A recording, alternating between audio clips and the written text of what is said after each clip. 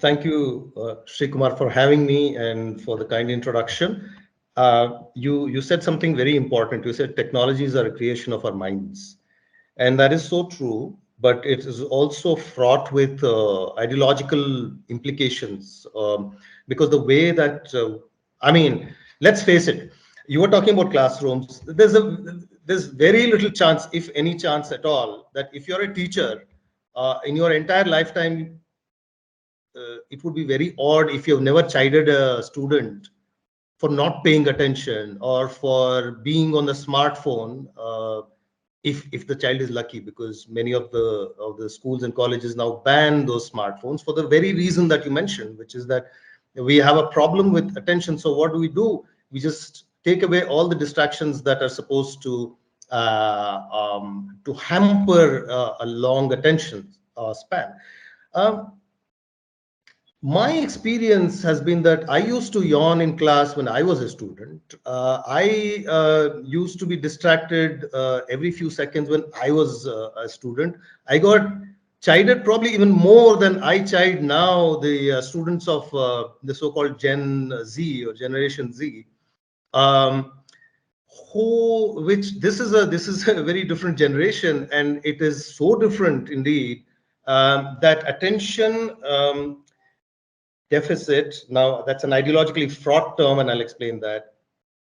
But the deficit in attention seems to be a privilege, and that it is such a norm that anything in the world needs to surround and adjust itself to this so-called deficit.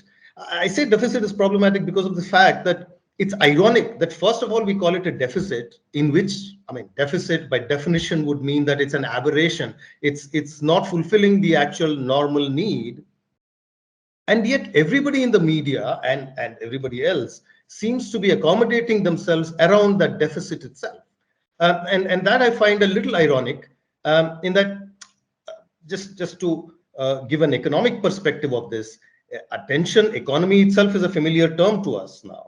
It refers to the idea that human attention is a scarce commodity. First of all, it's a commodity, and second of all, it's a scarce resource. And there are some scholars who actually went to the extent of saying that with the media, the concept of attention, and just situating that in a mediated communication environment. Attention and money are two commodities that it's a double commodity game on which media industries operate. That individuals pay attention and advertisers pay money to the same media. And of course, there's always a twist, isn't there, to that equation when it comes to news, for example.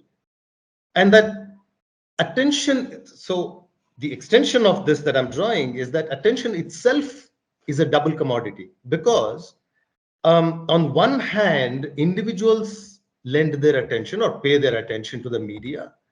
And on the other hand, the media demand public attention to issues. That is their whole job, that they want to draw our attention to issues at hand. It could be a pandemic, it could be a political miscarriage of justice or whatever. So this kind of double commodity of attention itself is something that's intriguing. And so because there's an individual value attached to it and there's a mass value attached to it. So anyway, so economics seems to have adequately established that our attention is scarce. So, I mean, there's no point going into more details on that. Now, as far as technology is concerned, we often say that technology is responsible for shortening our attention, and therefore this whole attention deficit is blamed on the or emerging technology. But we have to remember that with every new technology, attention has been tampered with, or it has caused some effect on attention. Back in 2008, I just discovered that I can't share a screen, or I would have. The Atlantic, which is of course a kind of a center of right magazine, ran a very interesting article in 2008, which said, "Is Google making us stupid?" Or actually, I think it said, more stupid or something. And then that's regarded as some kind of a pioneering question in drawing our attention to information overload, and the whole idea that technology has brought this welter, this flood of information to us, and we just can't deal with it, and so our attention is divided.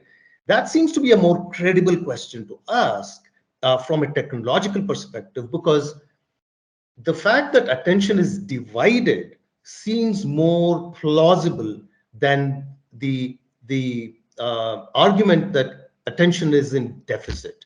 The attention is in deficit because it is divided. And I think that today, when we talk about the other concept that I'm sure that we will talk about, which is attention fatigue. These are constructs and concepts that are giving rise to a whole ecosystem that's different. In the media, we have short videos, right? Like these kind of this form of video, which is short, can be anything from 30 seconds to a maximum of a couple of minutes. You yourself talked about the shrinking ad time as well on television. For sure, that's for sure. But in tandem, you'll also realize that we have more full page ads in print, and that is also a result of shrinking attention spans, because we need to see it large, we need to see it right in front of our eyes, like it's hitting us. Otherwise, it's not going to catch our attention, it seems. So on one hand, it's shrinking. On the other hand, in terms of temporality, it's shrinking. In terms of spatiality, somehow it seems that the implication of our attention deficit / division has been that of expansion. So, okay, so I mean, what do we blame for this? Eventually, we've taken a look at economy, we've taken a look at technology. We haven't yet looked at the elephant in the room, which is ideology. What ideological forms and also what ideological implications? First of all, is information overload the actual culprit? Second of all, should we call it a culprit? Is it a crime? And third of all, is attention division or deficit leading us as media consumers, or I call it prosumers now, because we are consuming as well as at least reproducing, if not producing on social media, a lot of messages. And I dare say it's producing and not necessarily just reproducing, because we add our little bit to it, our 2 cents to it, our opinions in the form of posts, etc. So the laziness that's attached to this attention fatigue and all this angst that seems to have been developed as a result of the technology that's bombarding us with content must also be challenged by the idea that if content is that important, would the media be trying so hard to get our attention? And that is the ideological question that comes to my mind, because then it leads to the questions that you are asking ahead of this.